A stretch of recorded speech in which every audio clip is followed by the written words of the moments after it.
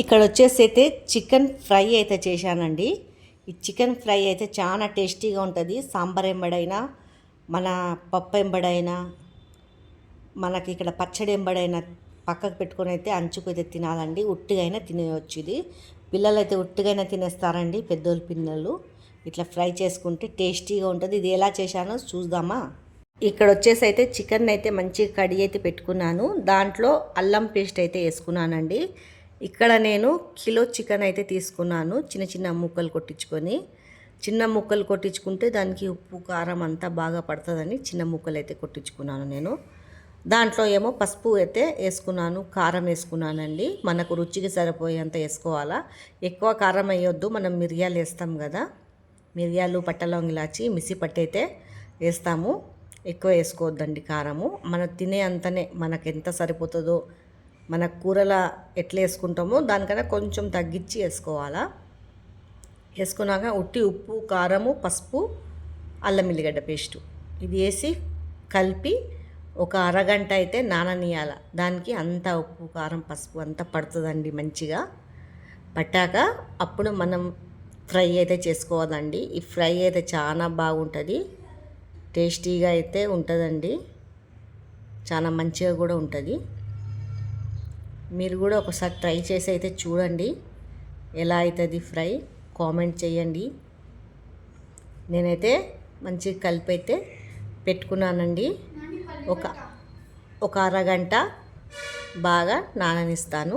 తర్వాత ఫ్రై అయితే చేస్తానండి. ఇక్కడ వచ్చేసి అరగంట అయితే నానపెట్టుకున్నానండి చికెన్ని నేనైతే. ఇప్పుడైతే ఫ్రై అయితే చేసేసుకుంటున్నాను.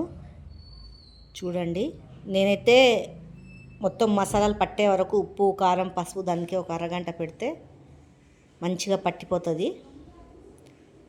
ఇలా అయితే నూనె కొంచెమే పోసుకోవాలా, ఎక్కువ పోసుకోవద్దు. నూనె పైన తేలుతుంది లేకపోతే.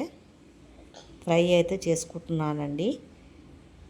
ఇక తిప్పేసుకోవాలి దాన్ని బాగా. ఇది టేస్టీగా చాలా బాగుంటుంది. మనం 3-4 రోజులైనా నిల్వ ఉంటుంది, ఖరాబ్ కాకుండా. ఇట్లా ఫ్రై చేసుకొని పెట్టుకుంటే చాలా బాగుంటుందండి. చూడండి నేను ఎలా చేస్తానో దీని ప్రాసెస్. ఫ్రై అయితే అందరికీ తెలుసు, కానీ ఎవరెవరిది చేసే విధానం ఉంటుంది కదా, వాళ్ళ విధానం అయితే చూస్తే తెలుస్తుంది కదండి. చూడండి, ఇట్లా దాంట్లో నీరు ఊరుతుంది బాగా. మూత పెట్టి పెట్టేయాలండి. జరసేపటికి తిప్పి మూత తీసి తిప్పి పెట్టాలండి మళ్ళీ మూత. ఇప్పుడైతే నేనైతే నీళ్ళు ఇంకే వరకు పెడుతున్నాను. కొంచెం స్లో మంట మీద అయితే పెడుతున్నానండి. ఎక్కువ స్లో కూడా పెట్టొద్దు, ఎందుకంటే నీళ్ళు తొందరగా ఇనికిపోవాలి కదా. ఇలా అది ఆ నీళ్ళు ఇనికిపోయే వరకు మొత్తం మెత్తగా ఉడుకుతుందండి చికెన్ అయితే. బాగా అవుతుంది. చూడండి, మూత పెట్టా, మళ్ళీ తీసేసానండి మూత. ఇలా తిప్పుకుంటూ ఉండాలా, కింద ఎడైనా మాడిపోకుండా.